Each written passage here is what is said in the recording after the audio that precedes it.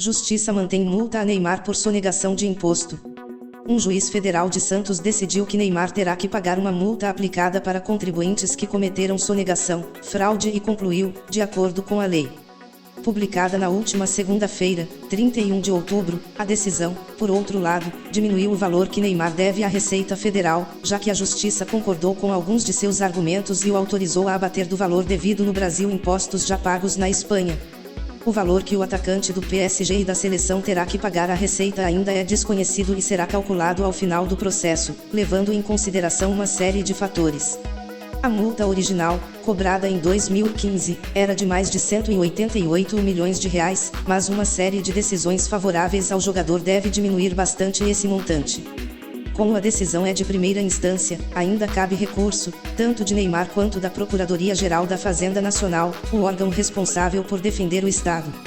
O processo foi movido por Neymar, seu pai, Neymar da Silva Santos, e sua mãe, Nadine Gonçalves, e duas empresas da família, que questionavam uma multa aplicada pela Receita por transações feitas entre 2011 e 2013, este último ano no qual Neymar se transferiu do Santos ao Barcelona. Segundo a Receita, a família Neymar simulou negócios com o único objetivo de pagar menos impostos.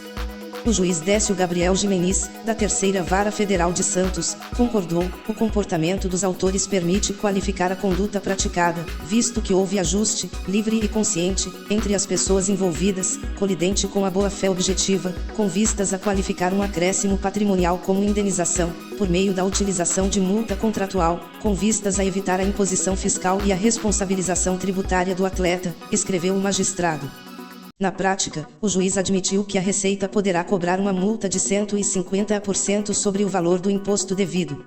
Essa multa é aplicada para casos de sonegação, fraude e concluiu, segundo a Lei 4.502, de 1964. O que Neymar e sua família fizeram?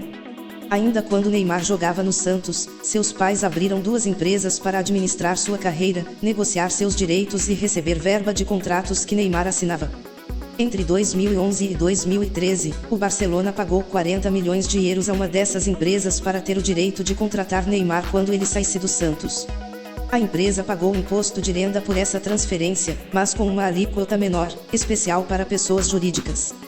A Receita entendeu que o valor pago pelo Barça era destinado a Neymar como pessoa física e, portanto, deveria ser tributado em 27,5%. O mesmo procedimento foi adotado em outros contratos de Neymar, como os de direito de imagem, pagos à empresa e não ao jogador como pessoa física. A Receita multou Neymar e seus familiares por considerar que esse tipo de operação é uma forma de ludibriar o fisco e sonegar impostos. O juiz diz que faltou boa-fé e questiona a idoneidade dos negócios. Diz o juiz Décio Gabriel Gimenez, considerado esse quadro fático, a meu sentir, além dos aspectos formais objeto do auto de infração, que colocam em dúvida a idoneidade da transação, há no mínimo 3 aspectos materiais críticos, que comprometem a aceitação da operação, visto que colidem com o princípio da boa-fé objetiva. Esses aspectos seriam: 1. Neymar escolheu receber 40 milhões de euros do Barcelona na forma de multa como um subterfúgio, uma maneira de esconder que esse valor era na verdade renda própria e, portanto, deveria ser tributada como renda de pessoa física. 2. Neymar tentou receber como pessoa jurídica, vendendo ao Barcelona o direito de contratá-lo no futuro, um direito incerto, já que ele tinha contrato com o Santos. 3. Neymar fez o contrato com o Barcelona sem ter a total anuência do Santos, clube para o qual trabalhava na ocasião. O juiz também argumentou que o próprio Barcelona, ao ser questionado pelas autoridades espanholas, mudou sua declaração dos valores envolvidos na transferência de Neymar e recolheu imposto com a alíquota de pessoa física, maior do que a de jurídica. Porque a equipe de Neymar comemorou a decisão. Apesar de manter a multa por sonegação, o juiz Décio Gabriel Gimenez concordou com 2 importantes argumentos dos advogados de Neymar, o que pode levar o jogador a ficar quite com a Receita. A primeira delas é o reconhecimento de que os direitos de imagem que o Santos pagou entre 2011 e 2013 às empresas da família de Neymar podiam sim ser tributados como rendimento de pessoa jurídica, com alíquota menor do que a de pessoa física. Os direitos de imagem são pagos a jogadores de futebol por eles terem a imagem explorada em campanhas publicitárias e na divulgação dos clubes e dos campeonatos. Geralmente, são valores superiores aos salários registrados em carteira. Por isso, é importante para os atletas que essas verbas sejam pagas às suas empresas, assim eles podem pagar menos imposto. A outra e talvez a mais importante é que o juiz aceitou que Neymar use a quantia que ele já pagou de imposto na Espanha para abater sua dívida com o Estado brasileiro. Desde 1999 existe um acordo para evitar que pessoas que transitam entre os dois países paguem imposto duas vezes. De acordo com a sentença, Neymar já pagou 8 milhões de euros pelos 40 milhões que o Barcelona transferiu, e agora essa quantia poderá ser deduzida de sua dívida no Brasil. Procurada pela reportagem para comentar o caso, a assessoria de imprensa de Neymar afirmou que nem ele, nem seus pais ou seus advogados se pronunciariam publicamente. Quanto é a dívida de Neymar hoje? Não dá para saber. Os documentos oficiais consultados pela reportagem não mostram a atualização da dívida depois das decisões favoráveis e contrárias a Neymar.